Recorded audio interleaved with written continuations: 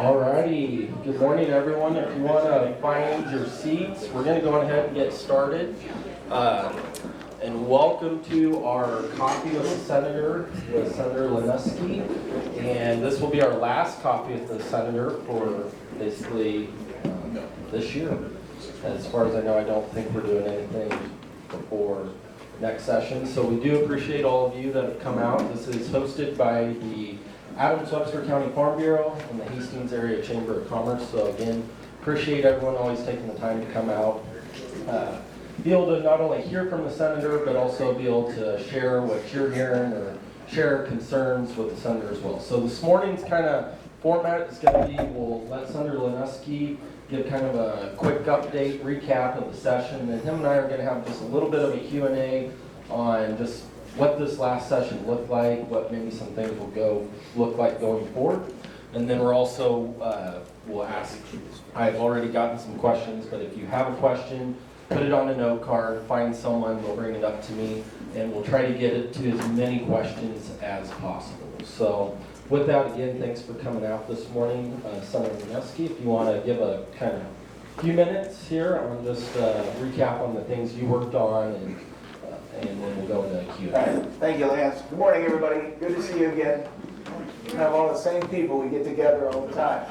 I'll give you a little bit of recap here. First of all, welcome to June. It's going to be a hot day out there, a few hot ones in a row here, so take care of yourselves. So we're in the long session, or we were in the long session, a 90-day session. And I'm going to recap a little bit about what we had. We introduced 736 bills and resolutions with 10 measures that were withdrawn, including one of mine that I just amended into another bill that was pretty much like it, a funeral director's bill. We held 726 hearings, and the public had an opportunity to listen to every one of those hearings as they went in front of committees. Along the budget, we sent 209 bills to the governor to be signed into law. So that means 28% of those bills that were introduced made it through the sausage mill, if you will, or got through the process. Additionally, we sent a constitutional amendment to the Secretary of State, and that will give you, the voters, the opportunity to decide if the legislature should serve 3 terms. And I don't have a problem with serving 3 terms, but don't look for me to do that. So when I get to be 70 or whatever, I want to completely disappear and be with grandkids. Of the bills we sent to the governor, 113 bills were amended into those. So a total of 332 bills were actually passed. Of the 106 bills designated as priority bills, 98 were debated on the legislative floor, and 67 of them passed. And so some of them, since we're in a biennium, a lot of bills, not only priority bills, but other ones, are still sitting in committees, and the committee chairman sits down with his legal staff and his other committee staff, and they decide which bills should come to the floor. So there's a lot of bills that are still sitting in a 2-year biennium that will come out of committee next year. In addition to the over 700 bills that were introduced, senators requested 1,600 amendments to those bills.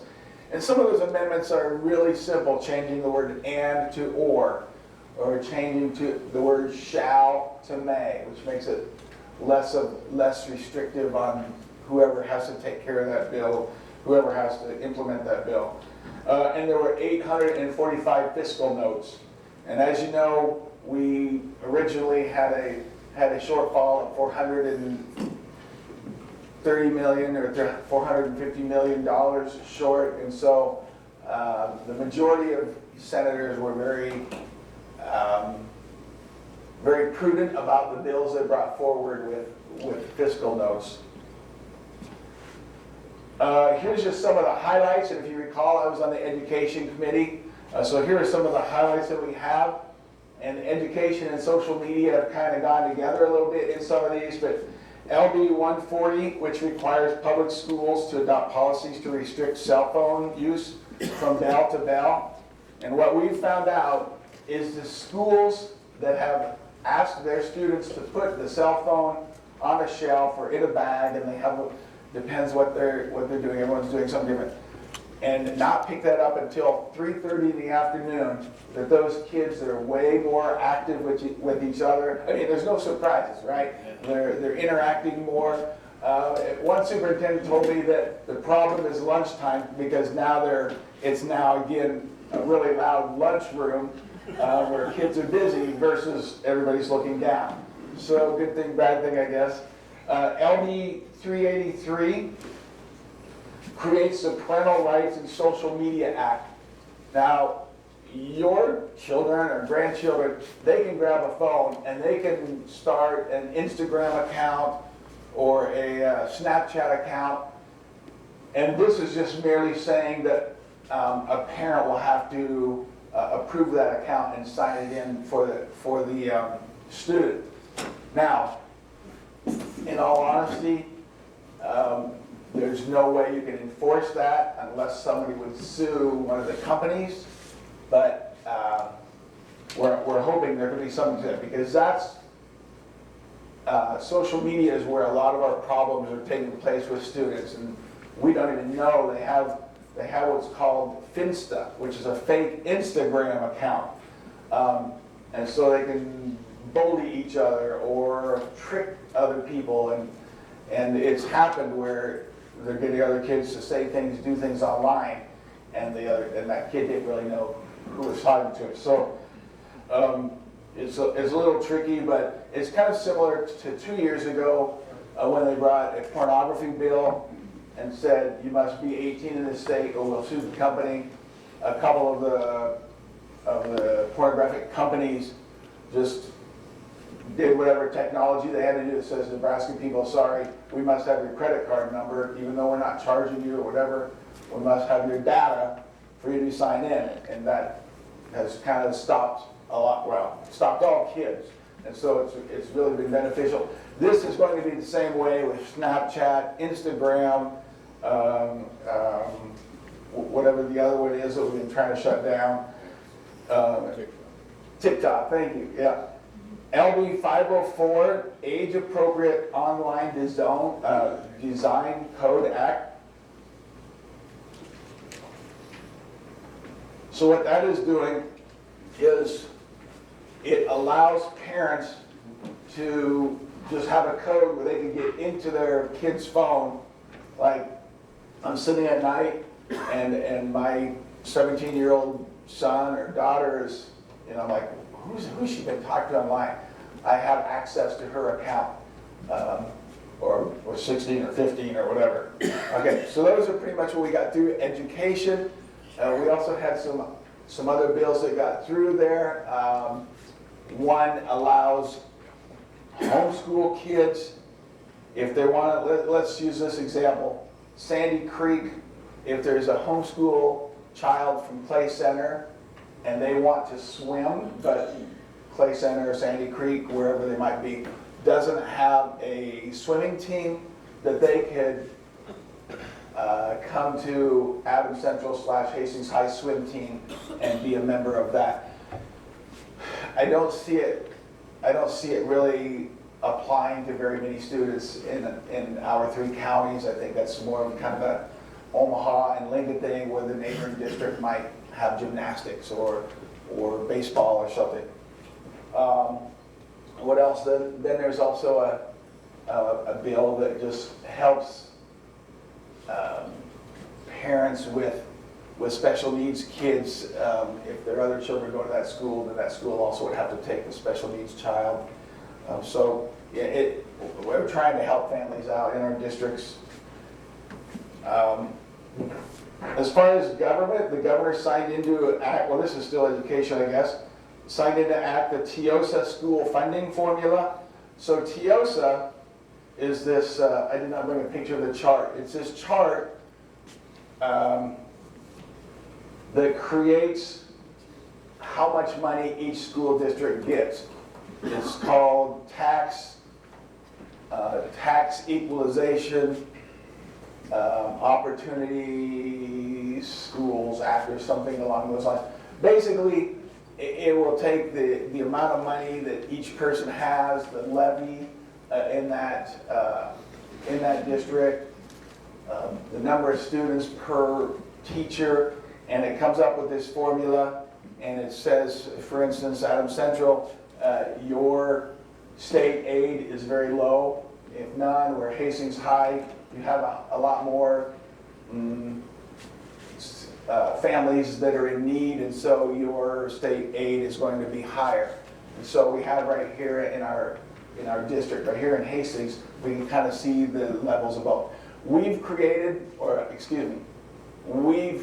designed a bill that will create a committee, and they're not paid, they're not getting any money, but a committee of retired superintendents, a few other people's accountants that will put together a new formula, because TIOSA has become so complicated that we'll try to look at that and make it a little bit simpler to figure out, so schools can figure out ahead of time how much they have coming in, and it will help schools out.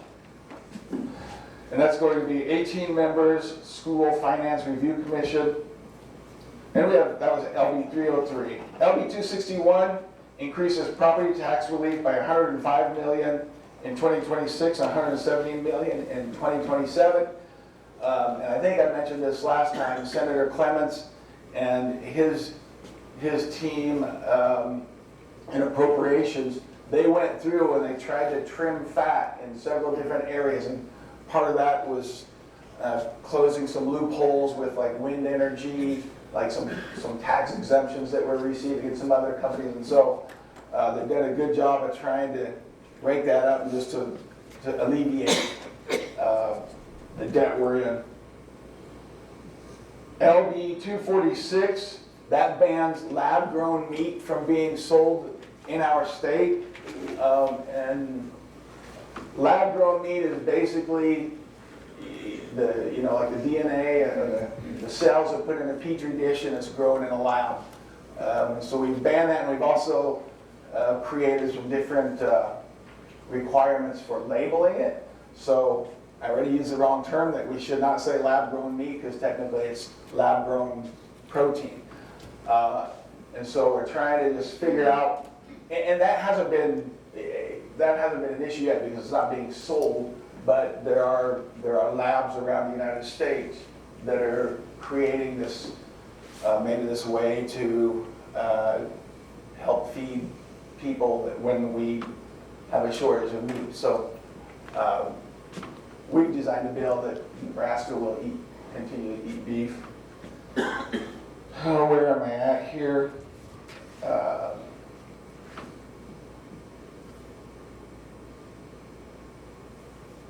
LB 317, LB 650, and LB 526. These all deal with electricity and Department of Resources.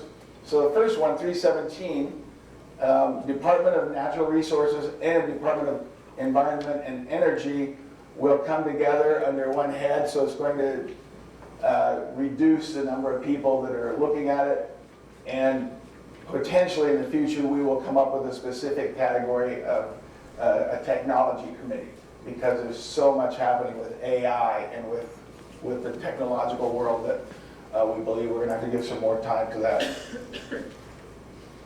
LB 650 just eliminates and adjusts some of the tax exemptions and change sunset clauses for some of the tax exemptions or the tax incentives. I'd have to go through that chart to tell you which ones are which. LB 526 preserves needed electrical services to homes. That has to do with cryptocurrency. So we've all heard of Bitcoin, and we've all heard of some of these different companies that are selling Bitcoin. Well, they require this cryptocurrency database to be running computers.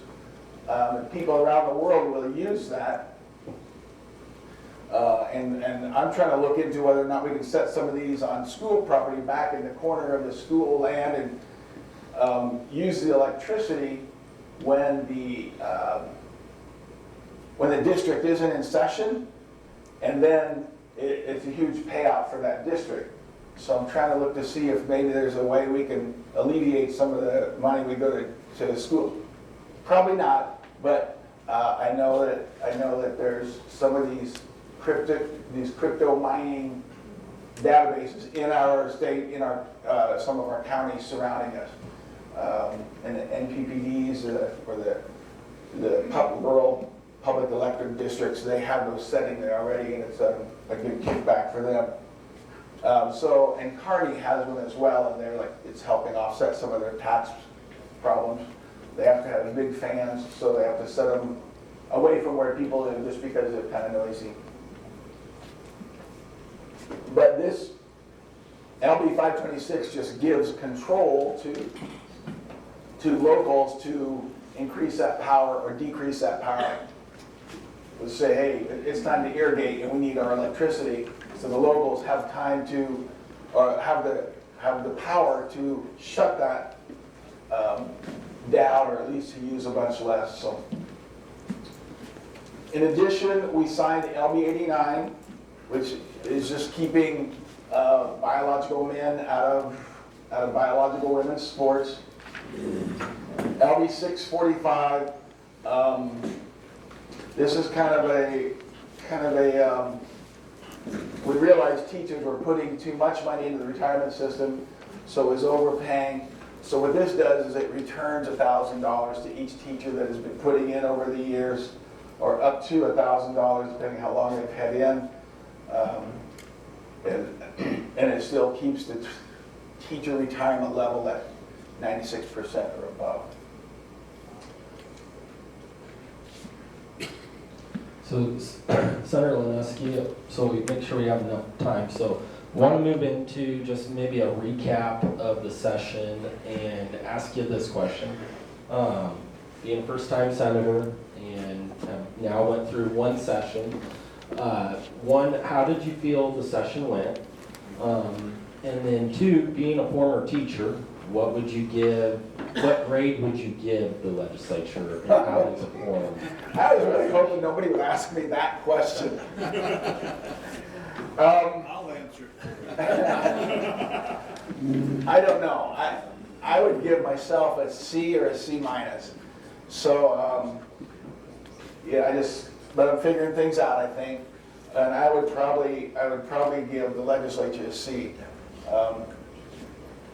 And part of the fact is like somebody introduces a bill, and if I'm going to bring an amendment to that bill, I should go over to them and say, hey, I like your bill, but I want this as part of it. And there's been a lot of last second, oops, I'm slipping my bill in, so it's an unfriendly amendment. So that would be something we could clean up. And truly, I think it's a communication thing. And me, as much as anybody else, I've got to learn to communicate, hey, I'm going to get on the mic and talk against your bill. I just want you to know that. I don't know, I'm more of a kind of a sneak attack guy, so I didn't know I was supposed to do that. So, but that's part of the conversation that has to take place. The Speaker of the legislature sets the filibuster level. So he sets it at 8 hours for the first one, 4 hours for the second time we hear it, and an hour at the end. So I've asked this all sessions, why can't we, and he sets social issues at 4, 2, 1. So my contention is, why can't we set all filibusters at 4 hours? And some senators say, well, we need more time than that just to introduce amendments and what have you. But I'm telling you, when we sit there 8 hours arguing about unions for Uber drivers in Nebraska, whether they should unionize or not, I'm really scratching my head and saying, what are we doing here? You know, we have 90 days. We're going to spend over one day talking about this topic that isn't to Nebraska yet. You know, Texas is having this big fight about whether or not they have the right to unionize or whether or not they should be required to unionize. And so I'm just like, what? That's not a good prioritization in my mind. But well, and then another thing that a lot of times we that are not down there day in, day out, serving in committees, serving in the body, you know, we always see the headlines that get printed either in the Tribune or in the Nebraska Examiner, Lincoln Journal Star. You know, so really what is kind of the general feeling going on down there? I mean, a lot of times it seems like there's a lot of fights taking place down there, but is there groups of senators working together to address some of the issues, such as property taxes? You know, how do we fund schools? Because it seemed like some of that stuff, you know, there was a budget shortfall. It's projected that going forward, the budget's not going to be getting any better. I mean, is there a seriousness in tackling some of these issues down there? So property taxes first. And here's the bottom line on property taxes. We don't have tourism and we don't have natural resources other than Lake McConaughey or the water under our ground. If we lower taxes here, we have to raise them somewhere else. It's that simple. We can't lower this and keep this low.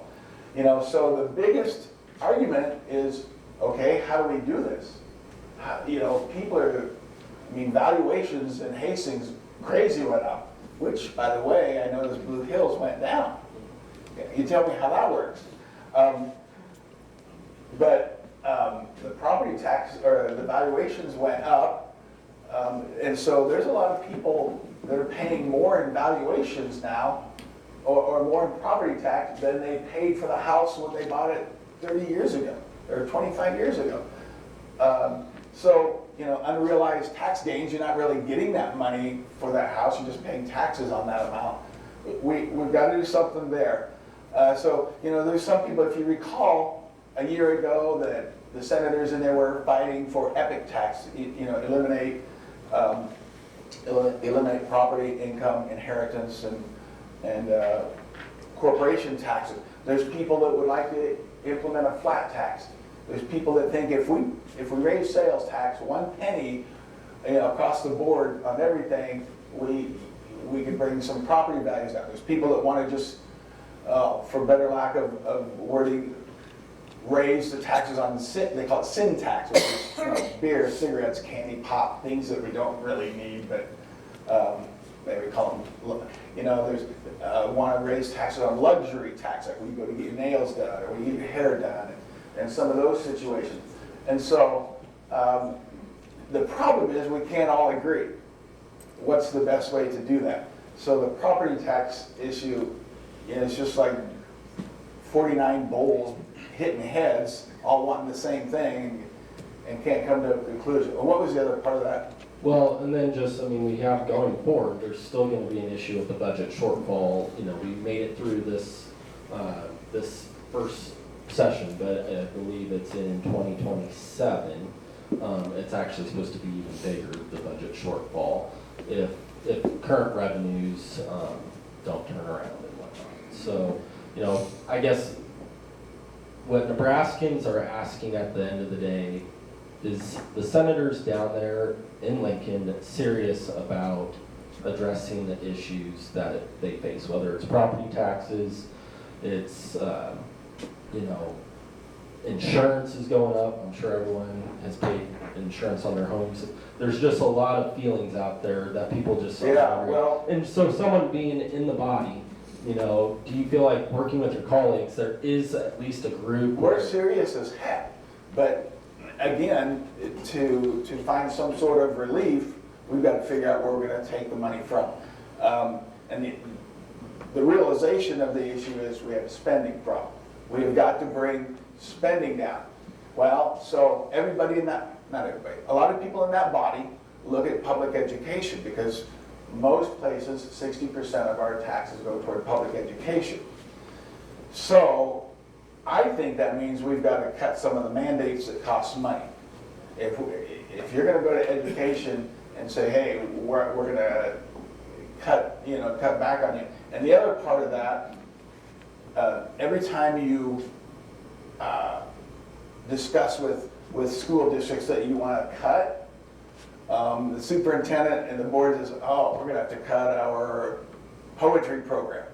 We're going to have to cut our orchestra program. And I would like to see the cuts at the administration level. There you go. But we can't tell them how to spend their money, right? That's a local thing. And it's pretty hard to go backwards. And truthfully, Hastings has done a very good job, and, well, all of small town Nebraska's done a good job. But when you look at Millard Public Schools, and they're spending over 11 million on principals, they're like, wow. Could they do without a few of those?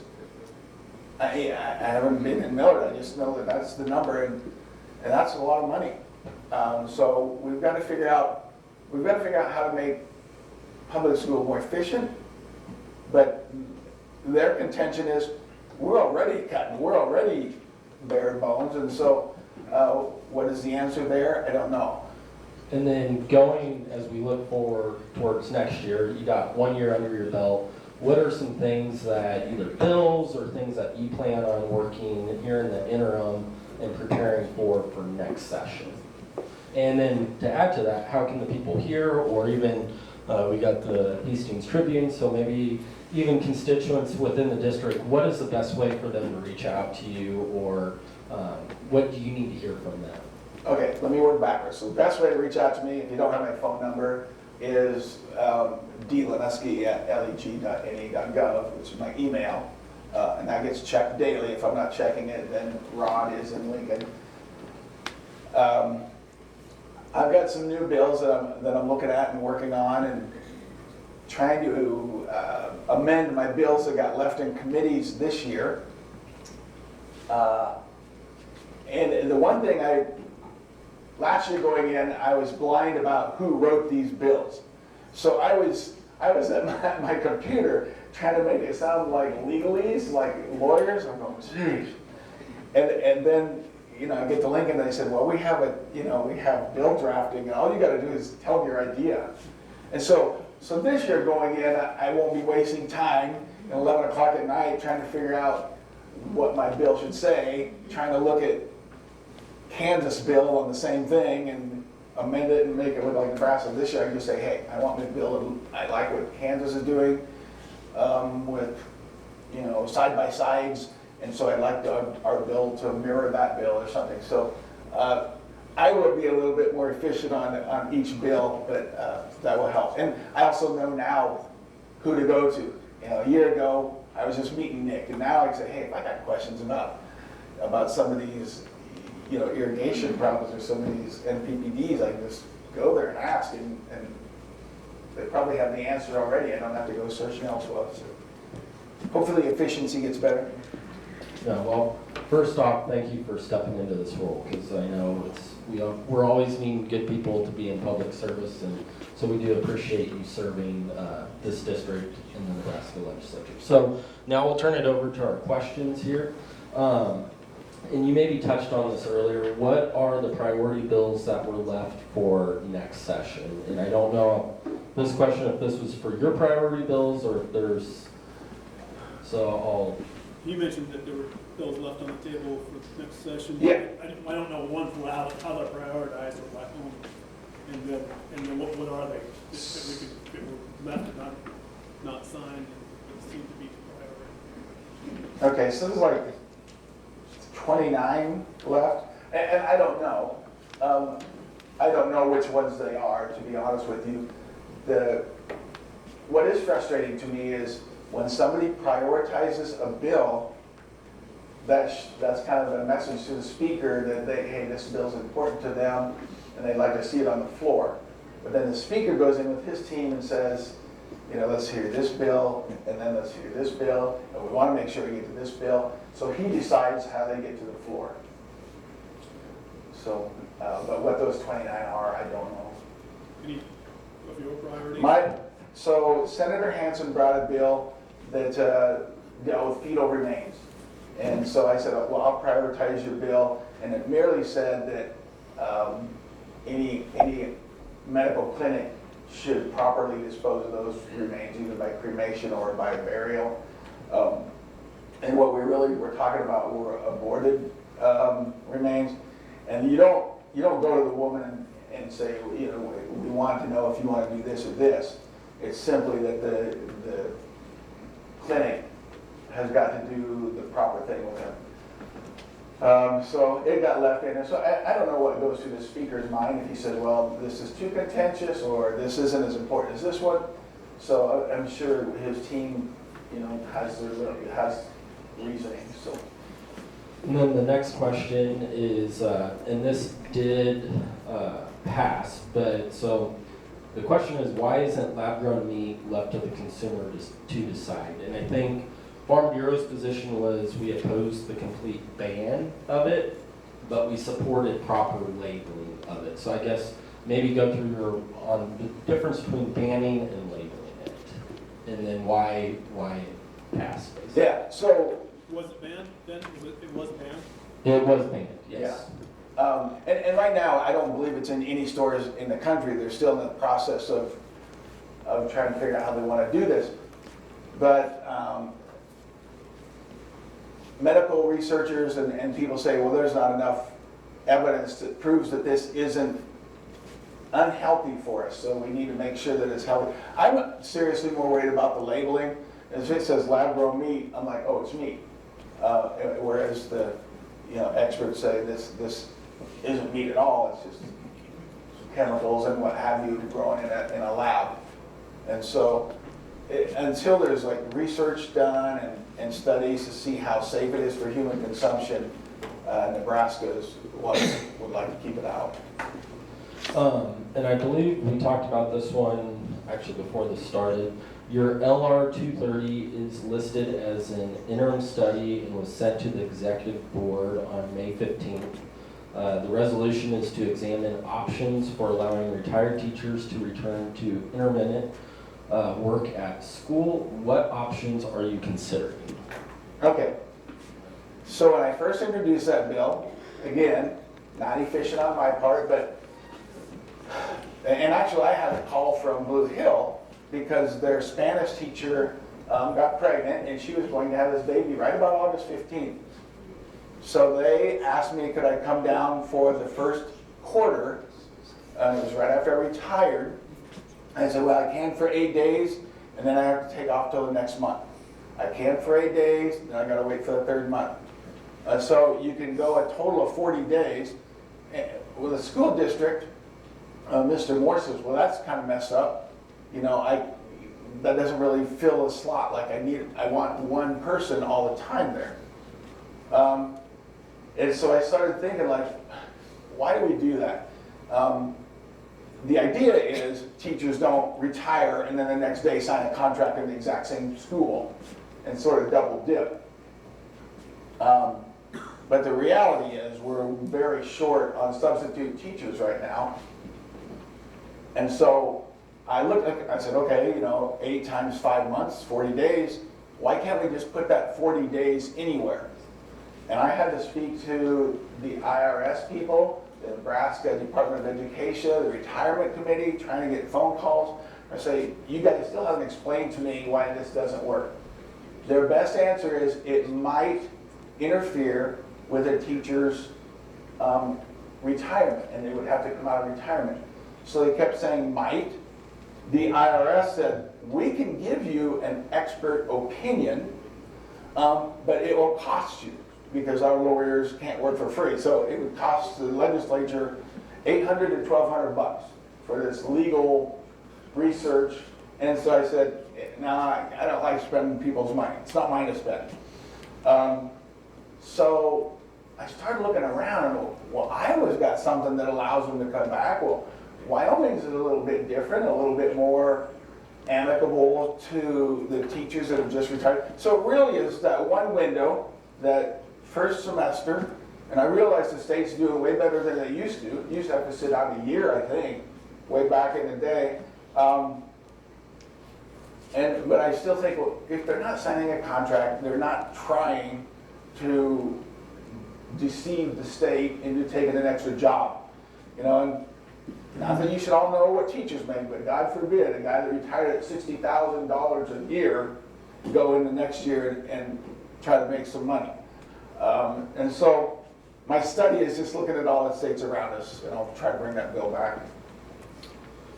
Next one is, will you bring back LB 285 next session? This bill will prohibit the sale of flavored baked products. Do other states limit the? Yes, I will. Yep. There's now at least 10 states that ban vape flavors. Michigan has banned vaping altogether. Thank you. Oops, sorry. But here I am trying to get rid of vape, and here's people that saying we should be smoking marijuana as medicine. And so I'm like, well, they could care less about vape. That's way down the line. But the fact is, kids are getting their hands on, cherry berry and all these. So thanks for that question. I plan to bring it back. I plan to amend it. I plan to get some more expert advice. I know a little bit more. I'm a little bit more dangerous. But even a couple of my colleagues, they don't want to ban it because they want to tax it more. So like, hey, this is tax revenue at the expense of people's lungs. Right. And so, yeah, it's a good question. I'll bring it back. And there's more and more states that are jumping on board with that. And this is another question, because I believe it did pass. It was a LRCA, so legislative or constitutional amendment, so it'll go to the voters on term limits to make that 3 years. And to your point, I mean, voters are going to be facing this decision, but to your point, I think as a first-year senator, it was a learning curve. What is your feelings on extending that to add an additional term, knowing that this is going to come to the voters here next election? So one of the ideas is that the lobbyists have all this power, and legislators, like myself, come in and we're like, deer in the headlights. We don't really understand, so we just trust what the lobbyist tells us. Most of the lobbyists, pretty much all the ones I know, are good people, but they make their money. Sorry, they're good people, but they make their money by convincing you to be on their side, if you will, to sell their product. So they've got some company that is paying them to convince me to vote a certain way or to bring a certain bill. And here's an example, one I got sucked into. These lobbyists came to me and said, hey, if every school had a common box with a key inside, firemen could get to it, and sheriffs could get to it, and anybody could get to it, just like a code. And I said, well, most schools already have some sort of system. And so, well, it turns out it was brought by a company called Lockbox. And Lockbox already takes care of Lincoln. And so, I kind of had to, I had to back off that one a little bit. I don't believe in, they call them vendor bills, which probably 80% are trying to sell for somebody. But the tobacco people came to me and said, oh yes, we're all for you banning vaping. We really think that's a good idea.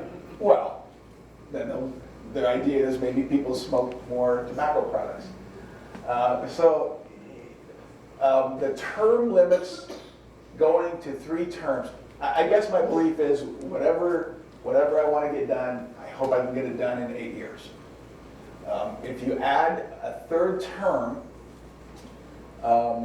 then that's 12 years. So it's not a big expansion. I think the average overall is like 6.5 years that people spend. But they believe if they extend it, then you have some more experience, more knowledge as far as running in the legislature. I don't see myself doing 3 terms. No, I appreciate that, because that was another one that, again, voters will be seeing on the ballot coming. I do like the fact that it's going to be on a ballot. People believe that, hey, they're already politicians for 8 years. They've been brainwashed enough, let's get new blood. Senator, you said something about the lobbyists have all this power. Is there any other power they have besides just talking to you guys? Lobbyists has no real governmental power, do they? No, they do not. Okay, because that's the way you phrased it. No, I'm sorry, yeah. No, they just, they have all the knowledge and all the experience. So they know the halls of the Capitol and everything else, and we come in. And, as you go, you kind of figure out which lobbyists you can trust, or you think you can trust, and which lobbyists you like, I just soon stay away, but, I kind of disagree with that. They do have power because they have money behind it. When I go and testify, I go on my own dollar, and everybody else goes there. You're donating your time. They're getting paid for their time. That's power. well, he's talking about like in the executive branch or legislative branch, I think, correct? Right, but Okay. Yeah, they don't push any buttons, but, oh yeah, they've got all the money. I mentioned tobacco companies, of course, those, some of the most powerful lobbies, in our Money country. speaks. Well, just to sum it up, with those of you not familiar why term limits got in place, it was basically because of one senator, and his name was Ernie Chambers. And then they learned that term limits doesn't matter because Ernie came back.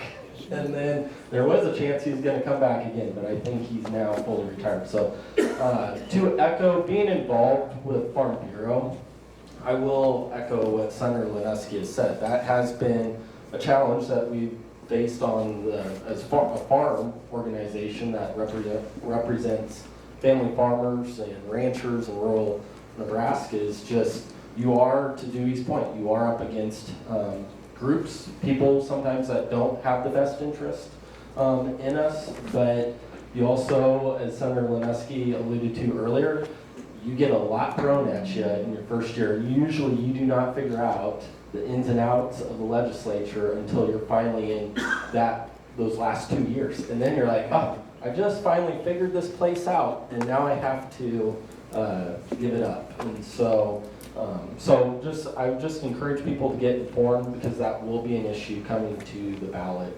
here in a couple of years. And I believe you did vote for that. Yes, and more of an issue on that, and Senator Lippincott tried to address this with an amendment, is serving your 8 years, sitting out a term, and then going back in and running for 8 years, which is what Senator Chambers had done. And he had tried to bring an amendment that says, no, you can't do that. If we're going to have 12 years, and you got a 12-year window to make it happen. But that did not get voted in as an amendment, which I voted for that as well. Like, you got a 12-year window, now you started. So everything becomes a little bit contentious. So we're going to move into property taxes. We touched on it earlier. Everyone's gotten their valuations. So this question, and we can kind of combine these two, is what are the plans to lower property taxes in Nebraska, or give property tax relief? Because this session, nothing got, other than they put more money towards the property tax credit fund, which was planned a couple of years ago. So nothing this year really got done on property taxes. So what is the plan for going forward? And then do you believe the legislature or the unicameral will consider EPIC at all? Okay, so the first part, property taxes are set at the local level. And so, and the levies are decided at local levels. And so really, it's very hard. The only thing the legislature can do is say, hey, let's cut some of these loopholes. Or there's too many exemptions, let's try to get rid of that. Or let's add an exemption that will help our farm economy, because we're hurting there. Or let's give less to county governments or to school, less federal funds. And it will be very interesting to see if the Department of Education goes away, how much financially that benefits us, and how well our Nebraska Department of Education would be able to pick up whatever slack there might be. I do believe that a senator has picked up EPIC. Actually, he told me it's not EPIC, it's EPIC Light, I basically. believe it's Senator Hardin. Correct, yes. And so yeah, he's got some ideas of how to maybe make it, I don't know, so daunting to people, and we'll have to start over and look at it, but we have to come up with something. So we'll see. Hopefully that will, be a viable solution. Let's dive a little deeper into the comment, because I know I've heard it many years, is A lot of times state senators will say, well, it's a local issue. Property taxes are a local issue. And then you go into your school boards, you go into your county governments or whatnot, and they'll say, well, you know, our hands are tied because we have to do, you know, X, Y, Z to meet these needs. So I think right there lies the issue of property taxes is you have two groups that technically do collect the taxes, even though the state doesn't collect property taxes. They can push off state spending off onto the local governments though, especially in education, county governments, when it comes to funding jails and whatnot. So what are you hearing maybe from your colleagues on how to address some of this? Because everyone's throwing their hands up in the air saying, we talk to locals and they say they can't do anything. We talk to the state, they say we can't do anything. But it is the state that gives the local governments the authority to tax property. It seems like every person I ever know that has run for school board has said, I'm going in there and we're gonna cut some of this. We're spending too much. And then they get in there and they say, you don't understand. I mean, these people are already trying to cut this. It just takes a lot of money to run a public school. And there's a lot of areas where you cannot cut corners. It has to be done. It has to meet, you know, some regulation. And so it's always interesting when once people get on the school board, they find out, wow, you know, now I realize why so much money is spent. And so that's just the plain, you know, it's just a fact that it takes money to run schools. Where we cut, you know, way at the top level, I think is my answer, but that probably doesn't alleviate, you know, the schools where there's only a superintendent / principal already. So, yeah, we just have to keep finding places to cut loopholes, I think. And do you believe the state should take on more spending or more funding of public schools? That's been a lot of talk. You talked about TIOSA earlier.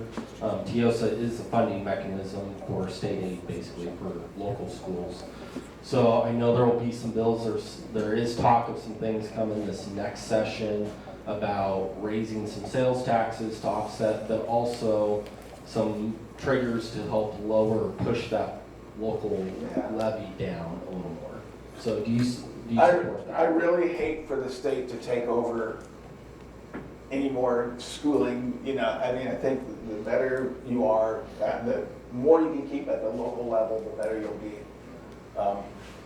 I don't understand what Hastings High's issues are, and so their board and their superintendent should take care of it. That's also, you know, where a lot of people in Lincoln say, well, you know, me included, well, they don't need those administrators, and maybe they do. I'm not the expert there. You know, I just know a Class B school that hired an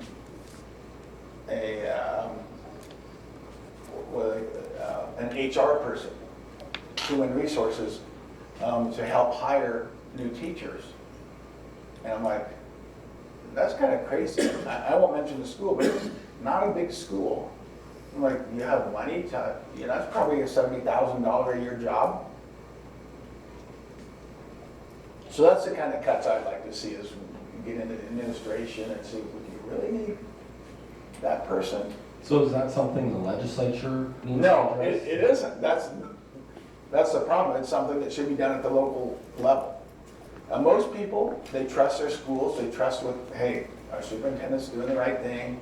You know, our board's doing the right thing. Teachers are teaching. So I don't think the state should step in. But I just think, from my observation, I see a lot of, that's where we could cut if schools would take it upon themselves. And then another question along that lines that I've heard proposed, I can't think of the actual name, but basically it'd put, I believe schools, but maybe even county governments, anything that comes off of property taxes or is funded by property taxes on a 2-year budgeting cycle, so it falls within basically the elections. So if bonds need to be passed to build a new school or whatnot, at least it'd fall in, so it'd give the people of that district or whatever the option to be able to have a say in passing that bond, instead of just levies being raised or money moving around to, So- build its funds. So- Okay, is there a question with this? Yeah, so would you support something like that? I support it now. Initially, the bill said every 2 years. Well, once you have a bond issue and it fails, now you automatically have to sit 10 months or something like that before you can bring it back. So if your window's in the incorrect place, now it'll be a 2-year deal. So some of the contractors that argued against that said, you're gonna spend, and let me get back to that. So somebody in Omaha said, we spend so much on elections that if we could do these school bond issues and these special election issues every other year, we'd sure save money. Well, some of the people outstate Nebraska came in, some of the contractors said, you know how much lumber goes up? You will spend millions more on the building if you wait for a couple of years. So the amendments, I don't remember exactly what they were, but schools could still bring in a special election and get things done. So the superintendents I talked to said, yeah, it's okay now. Still not ideal, but it's workable. And then this one, and I believe this came from Dewey, is this for the missing property tax credits? Yes, they Okay. promised tax credit. So the skip here, that because of the special session, which you were not part of last Right. August, but they now front load the property tax credits, but they took that money and basically we skipped a year of the property tax credit. So why didn't the Cost our unit? family $27,000. So I've looked into that, because I've had that conversation with like 3 different people. I wish I had written down the answer, but what I've been told is it was money that you would not have spent a year earlier because of when you filed. So they said it still balanced out. And so No, it doesn't. yeah, I would, let me find my note. I will get back to you. Okay, thank you. And I spoke with Senator Clements, and he said, well, they're filing late and they're saving X number of dollars. I'll get back to you because I still don't fully understand. I understand what you're saying. But I It's don't- money we didn't get that we spent, and we're supposed to get back. Yeah, And then, they didn't advertise it. Our accountant didn't even know that was in there, that you had to file for that. And then that went away. right. You had to file for 1 or actually 2 years, 2023, 2024. Now, by law, you're supposed to be able to amend your tax return, which I did within 6 months after I got word of it. But they said, no, the money's gone. You can't get it. So we couldn't even amend our tax rate. There was no information put out to people, not even accountants knew about it. Yeah. That's thievery. I'll just have to get back to you. Yeah, Do how's you- it balance? do you It know- balances the state, but it comes from the tax Do rate. you know, do you know of like several other people, like that you know of, your friends, your relatives? What I'm 8 thinking, siblings. what I'm thinking is if a group of people that this happened to had a lawyer call someone, maybe we could adjudicate it. As Otherwise, I understand, $160 million didn't go back to taxpayers. yeah. Plain and simple. They spent it. They went to the education cartel. Well, I'll try to find my notes. I'll probably have to call Senator Clements again and look into it, but at least, It's a shell game. And I believe Senator Hardin had a bill to try to, if we're talking about the missing property tax credit, the skip year, Senator Hardin had a bill still in committee or didn't ever get out of the revenue committee, I believe is where it was housed. Okay.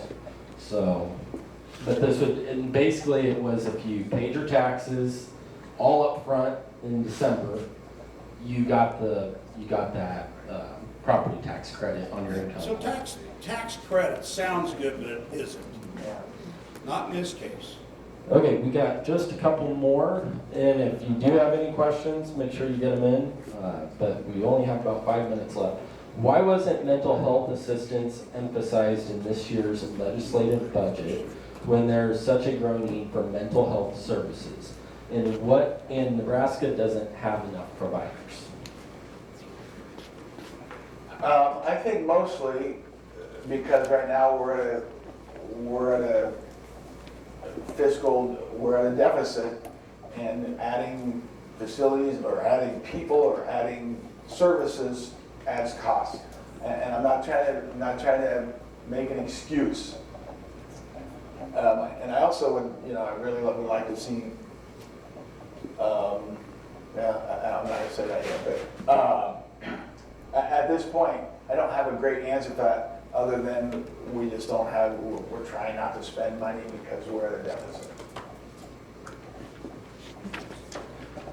And then this next one is, who's financially responsible for the deployment of the Nebraska National Guard when Governor Pillen sends troops outside of Nebraska?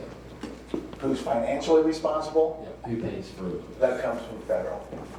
And the state gets reimbursed.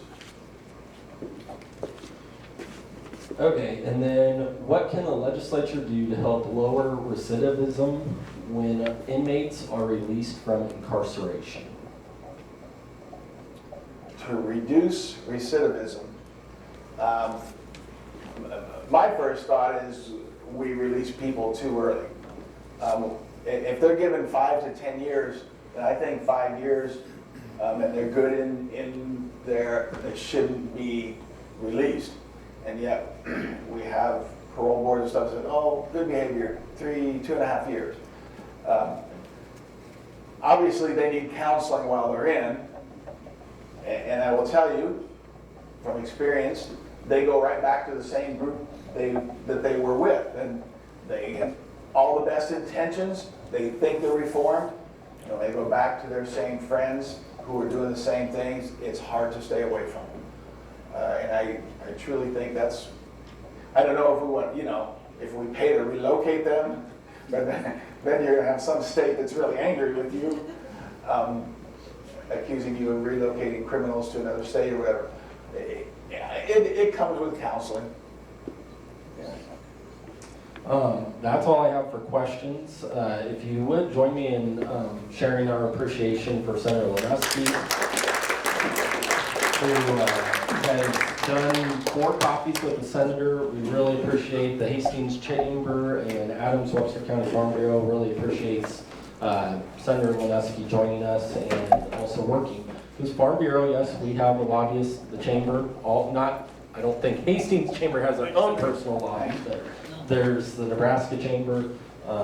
We appreciate Senator Lonowski at least taking time to hear from our people and our grassroots members that come down and visit with you. So Thanks. We hope you have a great summer and get geared up for next session. Already there.